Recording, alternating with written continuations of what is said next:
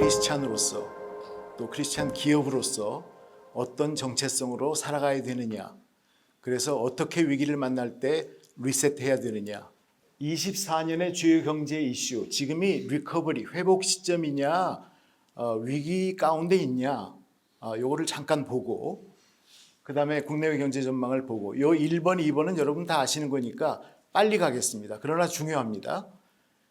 지금 그래서 24년 기업 경영의 환경을 종합적으로 보면 리커버리예요. 굉장히 위기 가운데 있지만 리커버리예요. 이때 필요한 것은 리질리언스라고 불리우는 회복 탄력성이에요. 그럼 우리가 회복 탄력성이 있는 기업이 되면 그렇지 않은 기업하고 완전히 달라요. 가는 길이. 그래서 그럼 회복 탄력성을 가지려면 어떻게 해야 되지? 요거를 이제 3번 챕터에서 하고요. 요게 중요합니다. 그 다음에 4번은 특히 우리 크리스찬으로서 또 크리스찬 기업으로서 어떻게 회복하고 어떤 자세로 임해야 회복 탄력성도 커지고 우리의 소명도 다할까, 그렇게 말씀드리도록 하겠습니다. 세상의 흐름을 300년을 한번 보고 3년을 보고 금년을 보겠습니다. 세상의 흐름 300년을 보면 1750년에 산업혁명이 일어나서 한 200년 동안은 산업혁명을 빨리 받아들인 나라들이 다 성공했어요. 그렇죠? 영국, 미국, 구미제국들이 다 그런 나라죠. 1차, 2차 산업혁명을 통해서 산업혁명을 빨리 받아들이기만 하면 다 선진국이 됐어요. 그게 200년이에요. 그러다가 세계 경제의 질서가 수출을 주도하는 나라가 리드하는 걸로 바뀌었어요. 근데 저게 그냥 바뀌지 않고 난리가 나고 바뀌었어요. 그 난리가 뭐냐면 대공황이라는 난리가 났고 1929년에 제2차 세계대전이라는 게 나서, 그리고 나서 교육이 어려워지면서 엑스포트로 바뀌었어요. 산업혁명이 엑스포트로 바뀌는 순간이에요. 세계 경제를 주도하는 게 수출 많이 하는 나라가 세계 경제를 주도했어요. 성장도 커지고. 이게 일본, 한국, 중국입니다. 그게 70년간 했어요. 1950년부터 일본이 수출로 시작하다가 한국이, 중국이 지난 70년간을 대서양에서 태평양 시대로 만든 주역이 됐습니다. 이게 지금 갑자기 AI 시대로 바뀌었다는 거예요. 근데 그냥 안 바뀌고 뭐가 왔어요? 코비드-19이 왔어요. 러우 전쟁이 왔어요. 글로벌라이제이션 시대가 갑자기 탈세계화로 바뀌었어요. 이 엄청난 변혁이 있으면서 수출이 안 돼요. 교역이 안 돼요. 전부 끼리끼리 블로커가 되니까. 그러면서 디지털라이제이션이 엄청나게 가속화되고 AI 시대가 온 거예요. AI라는 것은 데이터의 조합입니다.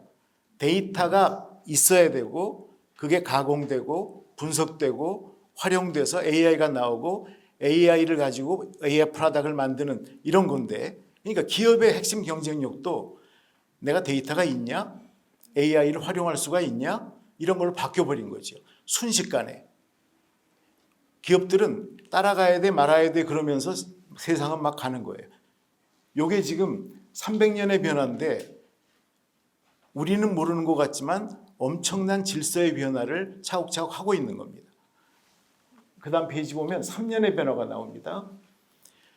코비드-19 때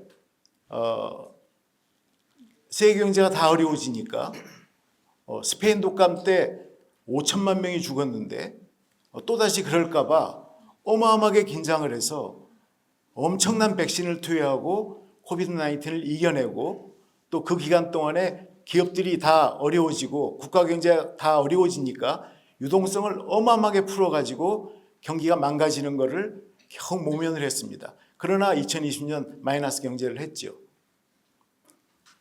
근데 20년, 21년에 너무너무 돈을 많이 푸니까 페드 기준으로, FRB 기준으로 10배를 풀었어요. 예전에 비해서. 어마어마하게 돈을 많이 푸니까 어떻게 돼요? 물가가 막 오르죠. 물가가 막 오르니까 이제 물가를 잡아야 되잖아요. 정신이 드니까. 그게 22년이에요. 재작년. 제로금리였던 금리가 1년 사이에 5.5%까지 올라갑니다. 1년 사이에 5%포인트가 올라가는 사례는 거의 찾아보기가 힘듭니다. 저 2차 오일 쇼크 1978년 요때나 그 하이퍼 인플레이션 시대나 있었지 최근 40년에는 없어요. 1년 사이에 제로금리가 5%로 가니까 그게 이제 인플레이션 막기 위해서 금리 인상하는 거죠. 그 22년은 인플레이션의 시대예요. 그러니까 당연히 이자를 많이 썼던 가게도 힘들고 기업도 힘들죠. 금융 비용이 늘어나고. 그래서 23년은 작년은 리세션이에요. 어려워졌죠. 위축이 되죠. 그럼 금년은 이제 리커버리냐? 아직도 위기냐? 이런 거죠.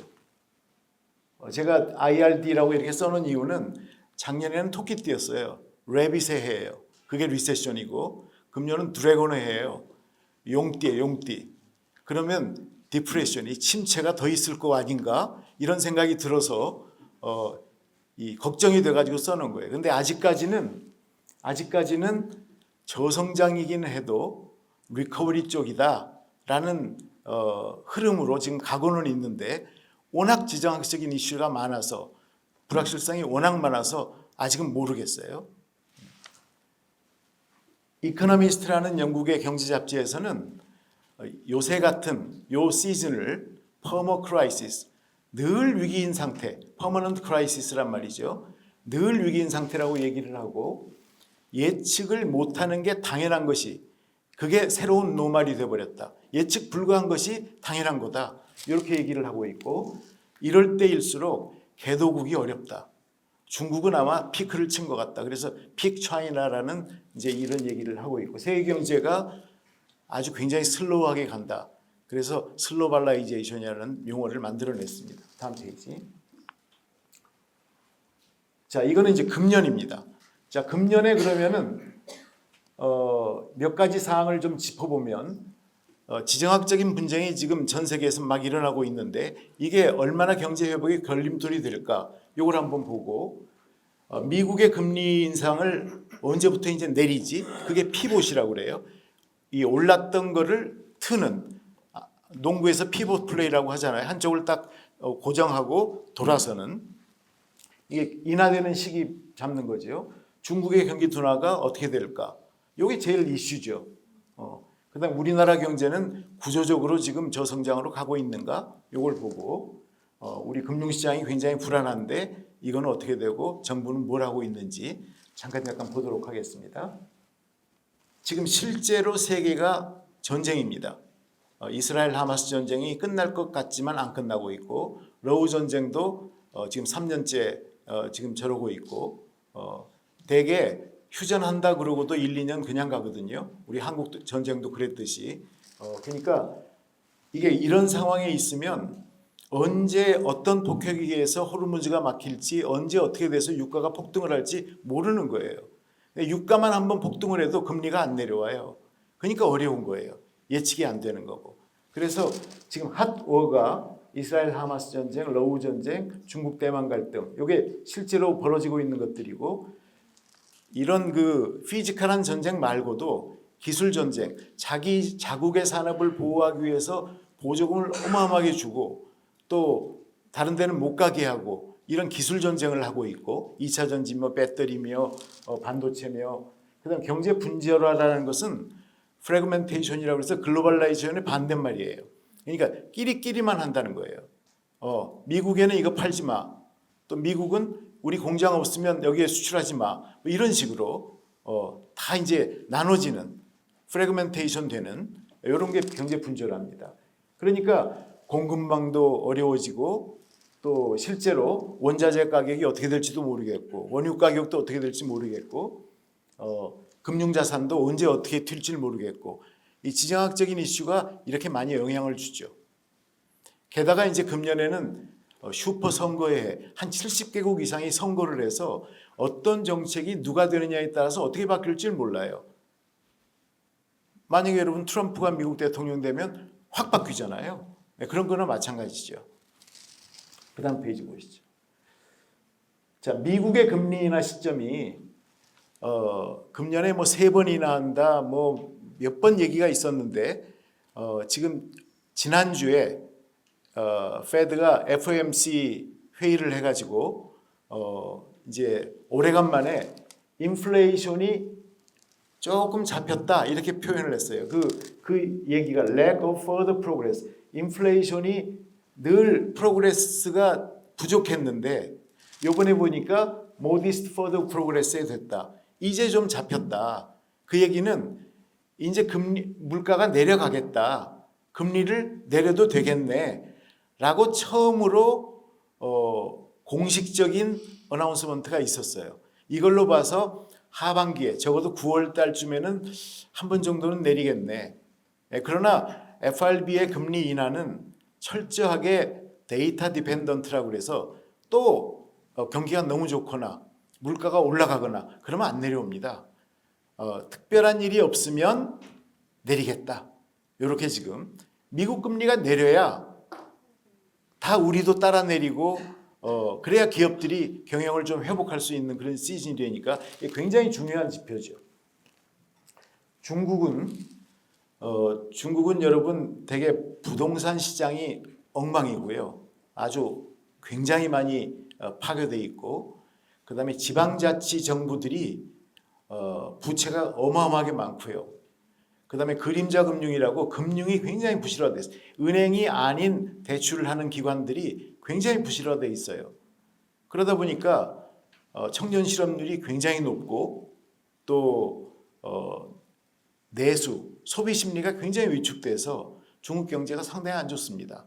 그러니까 2000년대 초반부터 14% 성장하던 중국 경제가 13, 12, 12 해서 5, 4까지 금년에 지금 4% 성장 4점 몇 프로 하려고 그랬는데 너무 이제 어려우니까 시진핑이 이 소위 경기 부양책을 지금 어마어마하게 쓰고 있죠.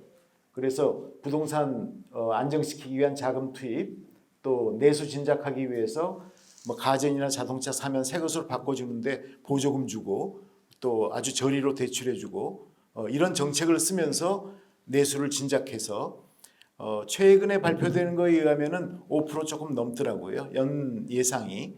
그러니까 예상했던 것보다는 그렇게 어렵지는 않지 않을까? 이런 그 노력을 하고 있어요. 그리고 실제로 시진핑도 이제 미국하고 맨날 싸우고 다투고 컨플릭트 일으키고 하는 것보다는 좀 실리를 취하자라는 쪽으로 정책의 변경을 가져오고 있어서 중국은 워낙 그 정부 주도로 계획 경제를 해나가는 데라서 위기를 넘기면서 잘 할 수도 있지 않을까 이런 기대도 해보는데 하여튼 전반적으로 구조적인 문제가 너무 많아서 쉽게 벗어나기는 쉽지 않다 이런 구조를 갖고 있습니다. 그 다음에 우리나라를 보면 우리나라 그래프를 한번 보세요. 노란 게 우리나라인데 우리나라 잠재 성장률이라는 건 뭐냐면 생산 요소, 토지, 노동, 자본 이런 거를 다 집어넣어서 할 수 있는 최대의 성장률 이게 잠재 성장률이에요. 우리나라가 만들 수 있는 최대의 성장률이 얼마일까? 이게 잠재 성장률인데 이게 지금 2000년 초반부터 지금까지 단조 감소예요. 쫙 감소죠. 그래서 지금 미국보다도 잠재 성장률이 적어졌어요.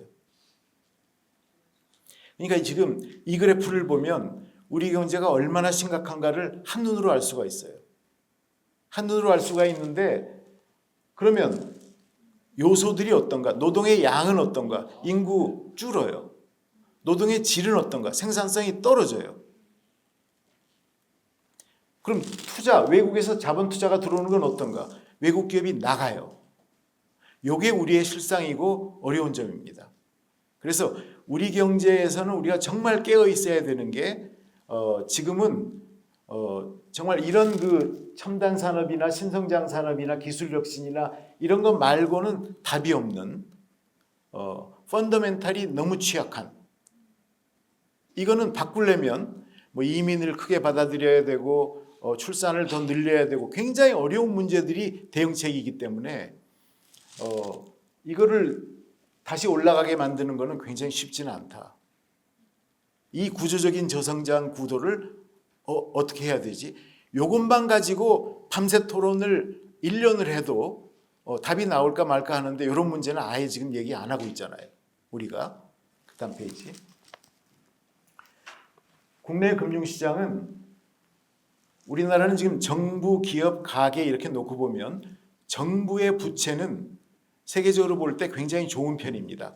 우리가 한 55%, GDP 대비 한 55%의 부채를 정부가 가지고 있는데 그거는 미국이나 유럽 국가들이 100%좀 넘는 거고 일본은 220%도 넘는 거기 때문에 우리나라 정부는 비교적 건전하다. 근데 문제는 기업하고 가계예요. 기업은 세계 5위 정도 부채가 많은 기업이고 이것도 재벌 기업들은 돈이 많아요. 영세할수록 자영업자, 한계기업, 이 수많은 작은 기업들이 다 부채 덩어리예요. 그 다음에 가계가 이제 세계 1위예요. GDP의 100%가 넘어요. 가계가. 그런 나라는 흔치 않아요.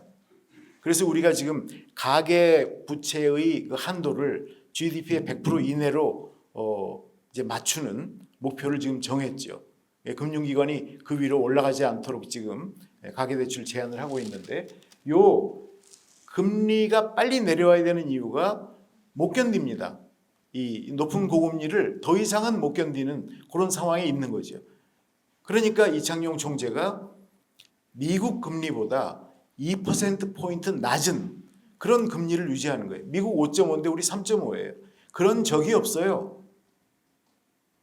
왜 그래요? 이 기업들을 위해서, 이 가게를 위해서 그런 거예요.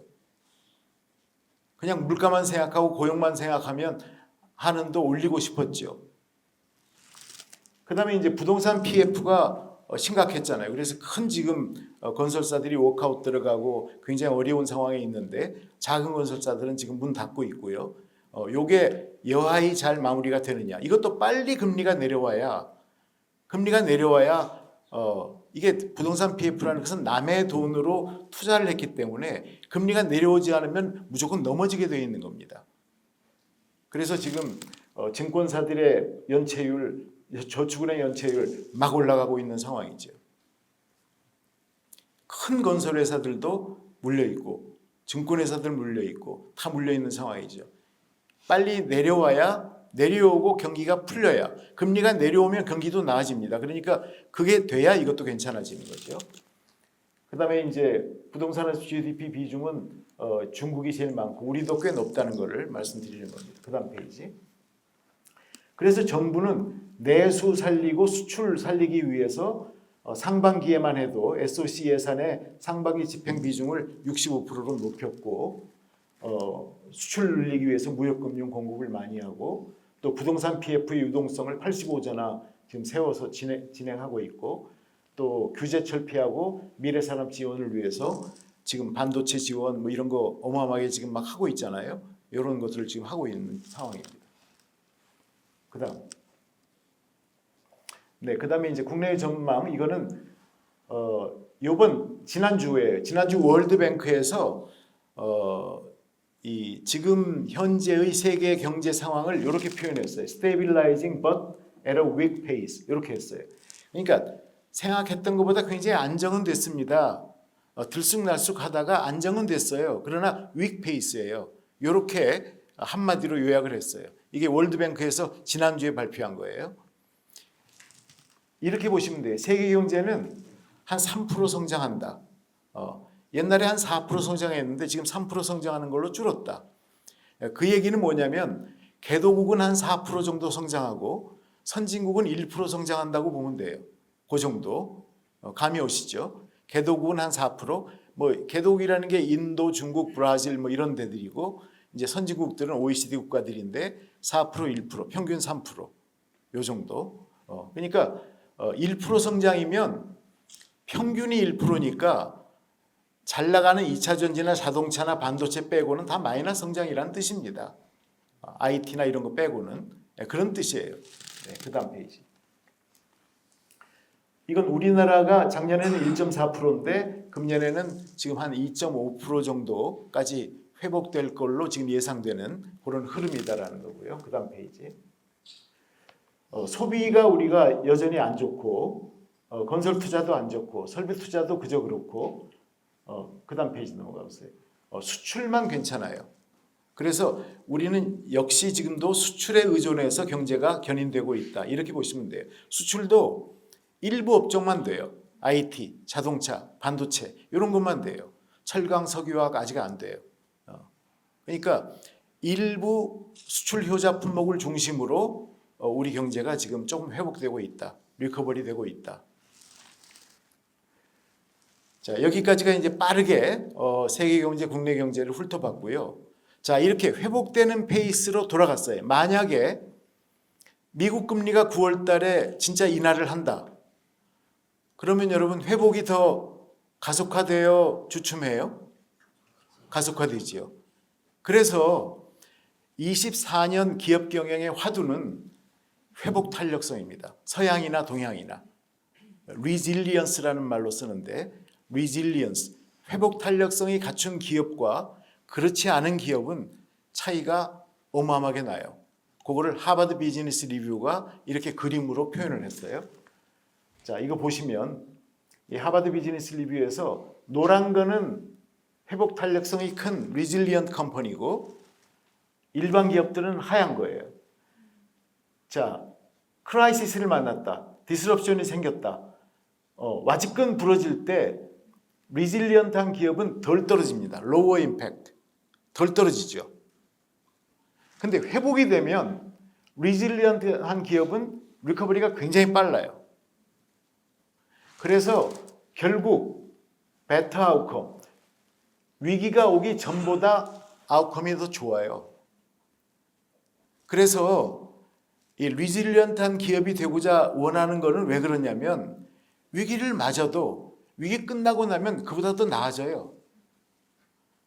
IMF 때 재벌 기업들 다 더 좋아졌습니다. 그 끝나고 나서 2008년 금융위기 때 끝나고 나서 회복 탄력성 좋은 데들은 더 좋아졌어요.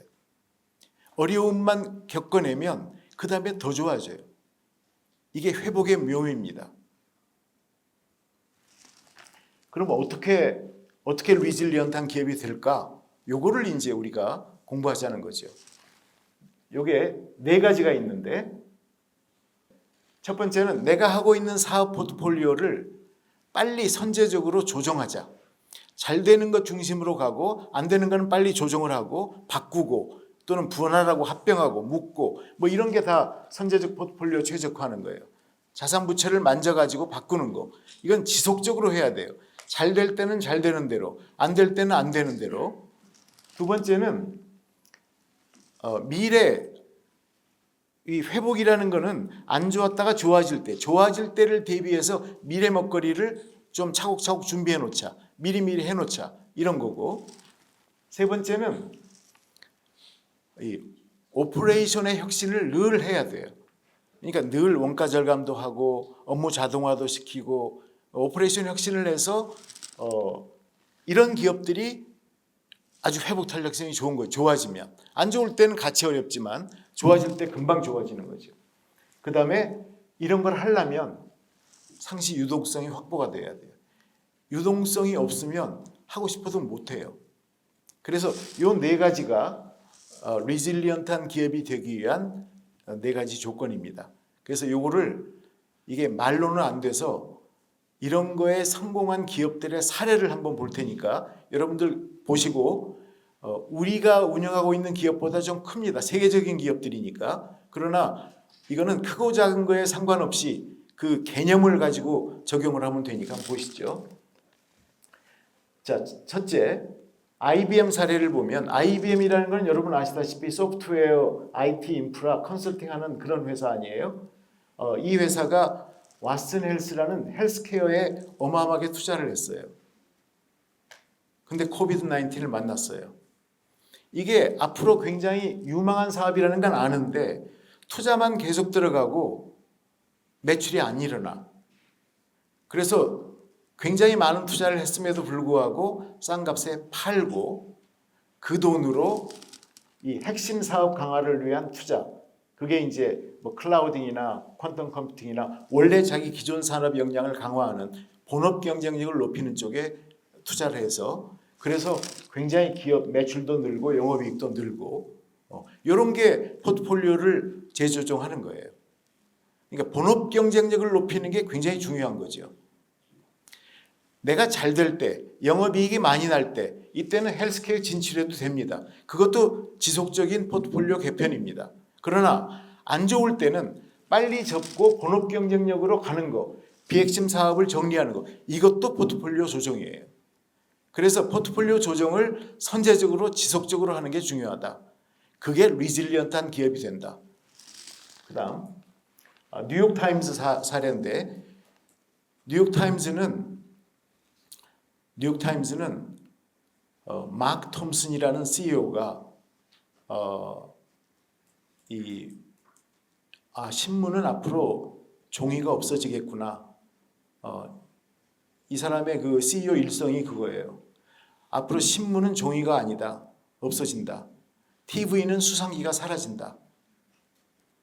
지금 다 OTT를 감안한 거죠. 동영상을 감안한 거죠.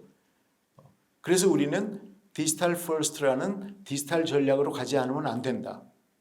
이래서 완전히 혁신을 시작합니다. 그래서 자 보세요. 비핵심 사업을 가지고 있던 라디오, 방송국, 신문사 다 팝니다.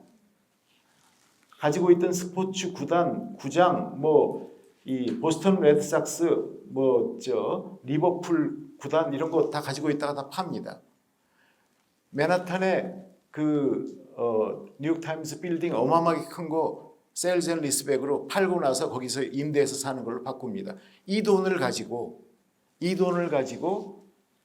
온라인 뉴스 콘텐츠를 보도하는 디지털 작업에 투자를 합니다. 그러니까 똑같은 기사를 써도 기사를 어떻게 표현하고 표출하지? 고객들하고 상호 인터랙티브하게 해야 되겠다. 그래서 보이는 라디오, 우리도 이제 요새는 하지만 인터랙티브한 뉴스 이런 거를 이제 시작을 하는 거예요. 동영상을 가지고 한다든지. 그다음에 디지털 조직 및 역량을 강화하고 또 비뉴스 컨텐츠, 뉴스 아닌 컨텐츠도 그 크로스워드라고 그래서 낱말 게임 하는 거 있잖아요. 워디 해가지고 하는 거 이런 거 이 구독해서 하는 게임 같은 거 이런 거 요리하는 것도 있고 굉장히 많은데 이런 거를 굉장히 많이 했어요. 전부 다. 그래서 광고 수익이 신문사의 레베뉴에 거의 다였는데 지금 국내도 그렇죠. 이 회사를 광고 수익에서 구독 수익으로 완전히 바꿨죠. 지금 67%가 유료 구독 수수료입니다. 그러니까 완전히 변신이 된 거죠. 그래서 디지털 사업 매출 비중이 이렇게 바뀌었고 뉴욕타임스가 훨씬 크죠. 주가나 부채 비율은 이렇게 낮아지고 주가는 이렇게 올라가고 이런 혁신이 된 거죠. 이것도 자산이나 부채의 포트폴리오를 최적화한 사례라고 볼 수 있죠. 네, 그다음 솔베이라는 이 화학 회사인데요. 1800년대 중반에 만든 벨기에 국적의 다국적 기업인데 이 석유화학 업체들이 우리나라 지금 석유화학 업체들 다 어려워요. 왜냐하면 기초화학은 다 생산이 공급이에요. 중국도 어마어마하게 생산이 과잉 공급이어서 중국이 싸게 밀어내면 우리는 그걸 감당할 수가 없어요. 그러니까 어려워요. 근데 이 솔베이는 이런 기초화학, 커머디티 케미칼이 앞으로 어렵다고 보고 시간이 오래 걸리지만 10여 년에 걸쳐서 20여 개 사업부를 다 매각을 하고 스페셜티 케미칼로 다 바꿨어요. 15개 기업을 샀어요. 그래서 고기능 화장품, 항공우주, 셰일가스 이런 그 스페셜티 케미칼로 바꾼 거죠. 그러니까 우리가 가야 될 길이 뭐다라고 보여지면 그 미래를 향해서 어려워도 지속적으로 가야 된다라는 것을 웅변으로 얘기하는 게 솔베이 사례입니다. 솔베이는 솔베이 회의라고 옛날 물리학이나 화학의 유명한 3, 4년마다 세계적으로 국제적으로 개최되는 회의가 아인슈타인도 맨날 들어가서 회의하고 하던 그 회사입니다. 그 회사. 그래서 10년 사이에 어렵게 해서 스페셜티 비중을 저렇게 높이니까 만약에 스페셜티 비중을 저렇게 안 높였으면요. 영업이익률이 5%에서 4%, 3%로 지금 떨어져 있어야 돼요. 그런데 17%로 올라가 있잖아요. 이게 차이예요. 그 다음 이거 금융회사 블락락이라는 거는 세계 최대 자산운용회사입니다. 굉장히 큰 회사인데 여기는 알라딘이라는 원래 그 프로그램이 있었는데 여기다가 금융 핀테크 이 소프트웨어를 전부 다 딥러닝을 시키고 머신러닝을 시켜가지고 이 플랫폼을 만들었죠. 새로 알라딘 플랫폼 만들고 AI 로봇도 만들고 또 그 관련되는 여러 가지의 그 회사들을 인수하고 해가지고 아주 제품을 고도화하고 플랫폼을 강화해서 실제로 기관 투자가들이 여기다 돈을 맡기면 굉장히 그 마켓 놈보다 늘 항상 올라가게 꾸준히 그렇게 보여주니까 여기는 한번 들어오면 안 떠나는 거죠. 그래서 연간 계약 수익도 11% 정도 늘 늘어나고 증가하고 한 번 오면 98%가 그대로 유지가 되는. 그래서 다른 자산운용 평균보다 주가가 상당히 높은 그런 거를 보여주고 있죠.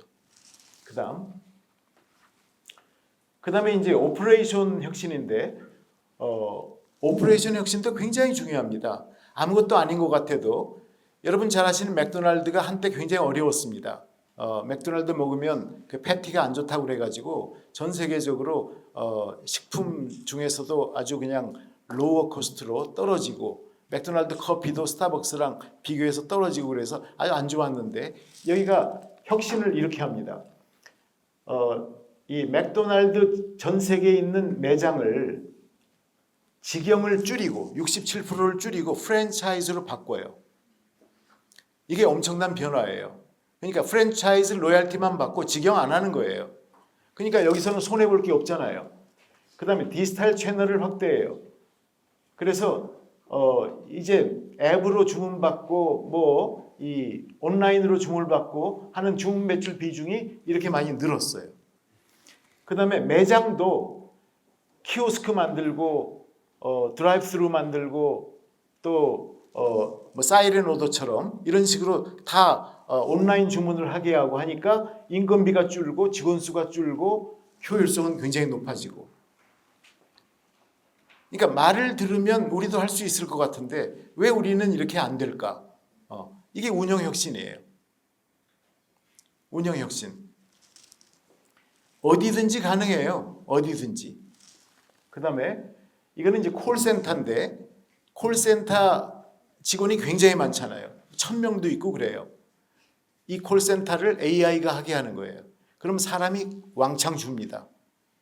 AI 챗봇이 대답을 합니다. 이거는 금융기관 사례인데 금융기관은 예를 들어서 공모 청약주를 하고 싶다라고 은행 고객이 들어가서 얘기하면 증권의 콜봇이 와서 대답해 줍니다. 그런 식으로 통합이 돼서 운영이 돼요. 은행, 증권, 보험, 자산운용이 통합돼 가지고 콜센터가 운영이 되는 그런 모델. 이게 AI 컨택 센터라고 그러는데 이렇게 바뀌는 거죠. 이게 이제 오퍼레이션 혁신이고요. 그다음에 근데 이런 일들 우리가 자산 재편도 하고 또 오퍼레이션 혁신도 하고 뭐 콜센터에 투자도 하고 하려면 요게 있어요. 요게 상시 유동성이 마련이 돼야 돼요. 유동성 마련을 어떻게 해야 되느냐?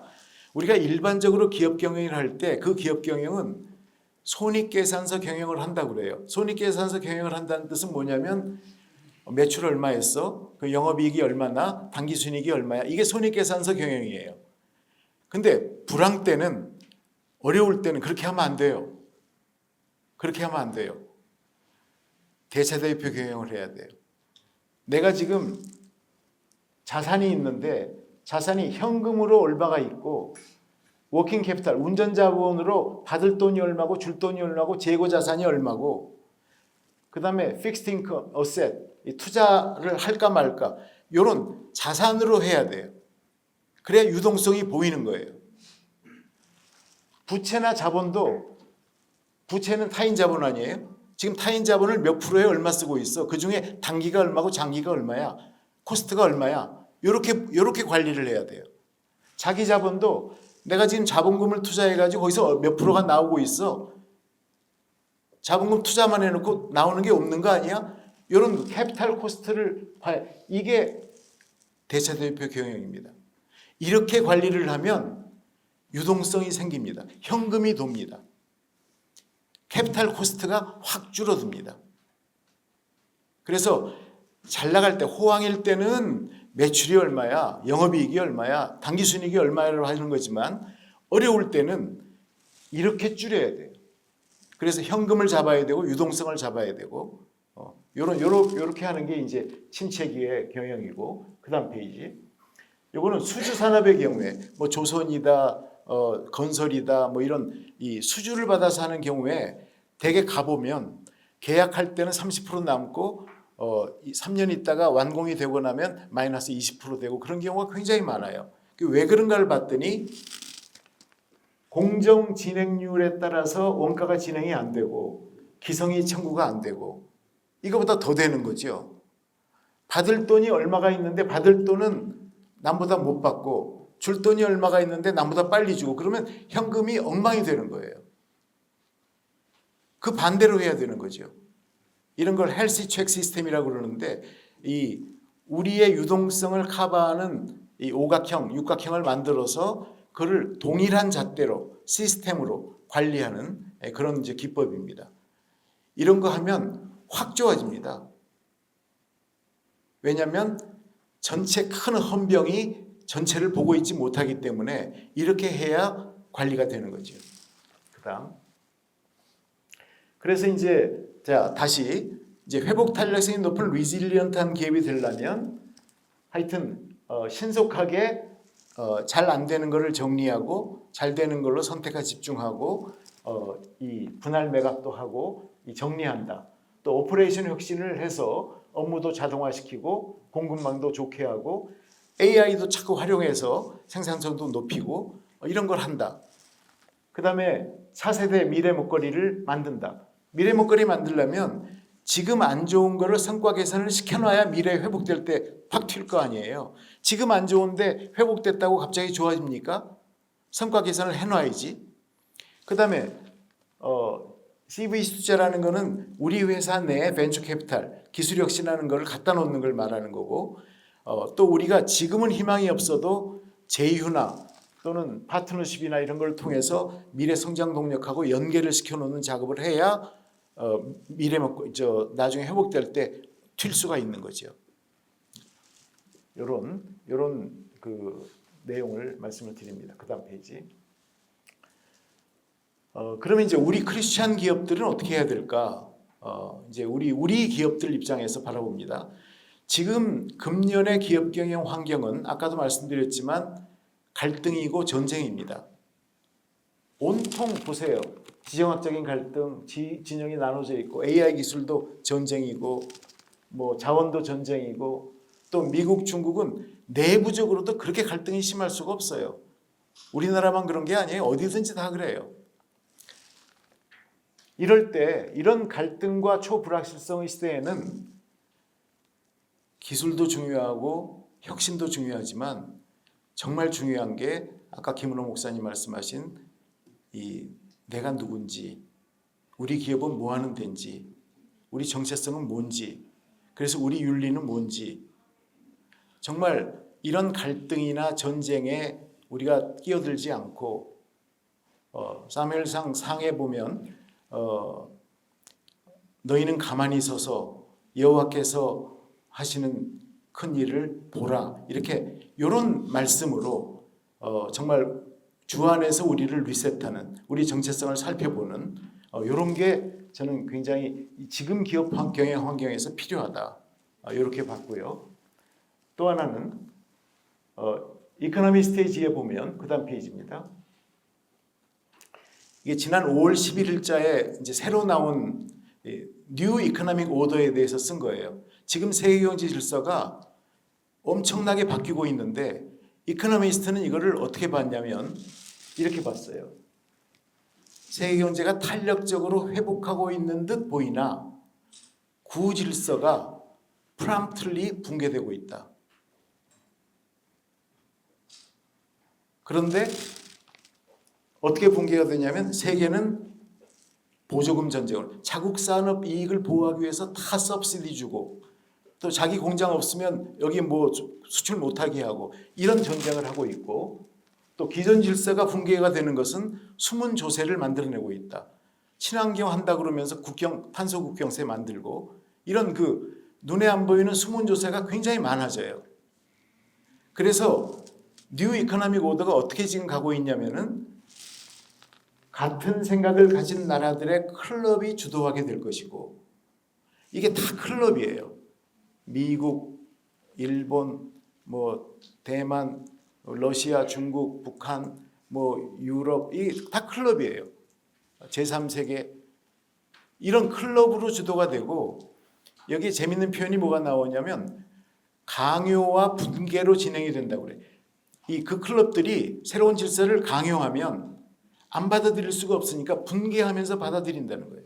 강요와 분개로 진행될 것이고, 그러면 자연적으로 어떤 상태가 되냐면은 무정부 상태가 된다는 거예요. Natural state of anarchy 이렇게 표현을 했어요. Natural state of anarchy, 아주 자연적인 무정부 상태, 세계적인 무정부 상태로 가고 있는 듯하다. 그렇게 되면 손해는 개도국이 먼저 본다. 개도국이 국가 채무 위기가 먼저 오고, 대외 의존이 큰 선진국 중에서 영국이나 한국을 예로 들면서 영국이나 한국은 교역이 줄면서 굉장히 고통이 클 거다. 이렇게 왔어요.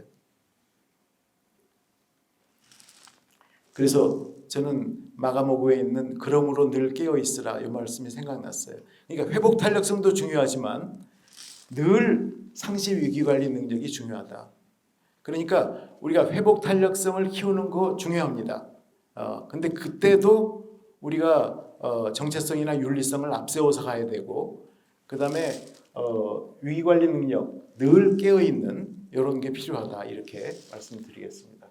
그래서 그럼 어떻게 할까? 저는 제일 중요한 게 영성을 회복하는 거, 하나님과의 관계를 기업인이 오너가 회복하고 종업원이 회복하고, 내가 누군지, 우리 기업이 뭐 하는 기업인지, 뭐를 하고자 하는 것인지, 그러면서 우리 기업의 본업 경쟁력이 뭔지, 그래서 우리 기업의 본업 경쟁력을 기술력으로 보고 또 제품 경쟁력으로 보고 우리 타겟 고객으로 보고 그게 지금 맞게 있는지, 이런 기본적인 거, 이런 걸 다시 짚어보고, 그 다음에 지금은요 로컬 영업을 하느냐 글로벌 영업을 하느냐 차이가 없어요. 다 해외 직구에서 우리 수요자가 쓰고 있기 때문에 다 글로벌이에요. 로컬이라는 게 없어요. 국내용이 없어요. 그러니까 글로벌이 어떻게 돌아가는가를 알아야 돼요. 우리가 어떤 비즈니스를 하든지. 그 다음에 우리가 온라인으로 판매를 안 해도 디지털을 알아야 돼요. 오프라인으로 장사를 하고 살아도 온라인을 알아야 돼요. 안 그러면 내일이 없어요. 그래서 글로벌 디지털이 필수입니다. 지금 AI 시대로 바뀌었다고 그랬잖아요. 근데 글로벌 디지털로 기업 경영을 하려면 피플이 있어야 돼요. 피플이 없이는 글로벌 디지털로 못 가요. 그럼 어떻게 글로벌 디지털을 만들 수 있는 피플을 우리가 유치할 수 있을까? 또 리텐션할 수 있을까? 이걸 생각해야죠.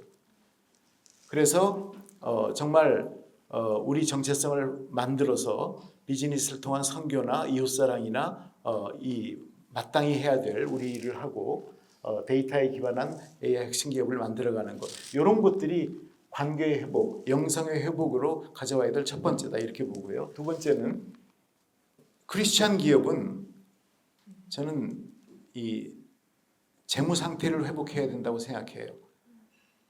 그러니까 창업했을 때의 상태를 생각해 보면 돼요. 아까 김은호 목사님이 개척교회가 여러분들 기업이라고 생각하시면 돼요. 개척교회를 목사님이 하시듯이 만약에 기업을 경영한다 그러면 어려운 기업이 있을까요? 이겨내지 못할 기업이 있을까요? 이게 back to the basic이에요. 초심으로 돌아가는 거고, 우리가 애당초에 하나님과 약속했던 대로 돌아가는 거예요. 애당초에 내가 자본금을 가지고 시작했을 때 그때 기분, 못 맞추면 종업원도 줄이고 임금도 줄이고 뭐 다 해야죠. 원가 절감, 현금 관리, 헬스 체크 시스템, 그 다음에 성과 개선 추진, 오퍼레이션 혁신 다 해야죠. 이걸로 안 되면 먹고 사는 길을 찾아야죠. 새로운 제품, 신시장, 새로운 브랜드, 이거를 그냥 내가 혼자 하니까 안 되지요. 제가 최근에 기도하면서 하는 오너 한 분하고 상의를 하다가 이분은 실패를 엄청나게 많이 하는 것이 축복이었음을 알았다고 고백을 하시더라고요.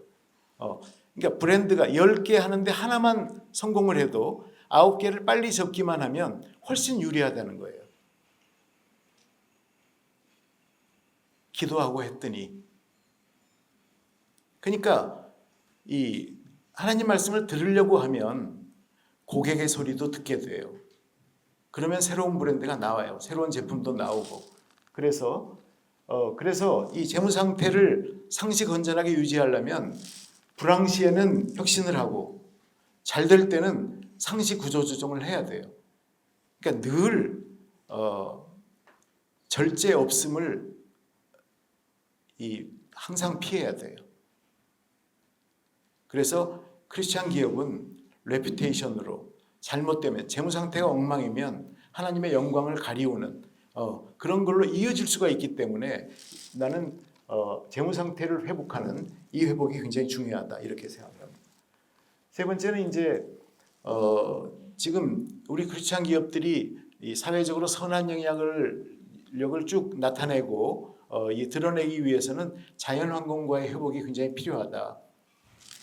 지금 시대는 ESG 시대고 탈탄소, 그린 수소, 녹색 경영, 기후 위기, 2차 전지, 배터리 다 이거죠. 다 신재생 에너지 전부 이거예요. 그러면 우리 비즈니스가 미래에 지구를 보존하고 인류를 복지를 늘리고 환경을 개선하는 일에 우리는 어떻게 기여할 수 있지? 아니면 쓰레기 줍기라도 좋으니까 뭘 할 수 있지? 우리 제품은 어떻게 연결이 되지? 이런 거를 좀 생각을 많이 했으면 좋겠어요. 그래서 단기 순이익의 일정 부분은 10%면 10%를 늘 미래 먹거리, 이 자연환경과의 회복과 관련된 선한 경쟁 영향력을 끼칠 수 있는 이런 거에 늘 좀 이렇게 미리미리 투자를 하자.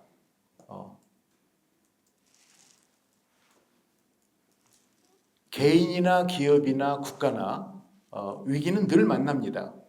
또 회복도 늘 만납니다. 근데 그때 중요한 것은 위기를 만날 때 기존의 관행으로는 위기를 못 넘습니다. 리셋이 돼야 됩니다. 회복될 때도 오늘 보니까 회복 탄력성이라는 걸 갖고 가야 훨씬 빠르게 됩니다. 그래서 리셋이 굉장히 중요합니다. 저는 제 삶을 통해서도 저도 이제 이 신체적인 핸디캡도 있었고 이런 가운데에서 어떻게 리셋할 수 있었을까를 생각해 보면 사실은 주님 도움 없이는 불가능했죠. 그러나 never give up하고 어떤 어려움이나 시련을 만나더라도 절대 포기하지 않고 리셋을 준비하는 거, 그게 정말 중요했다.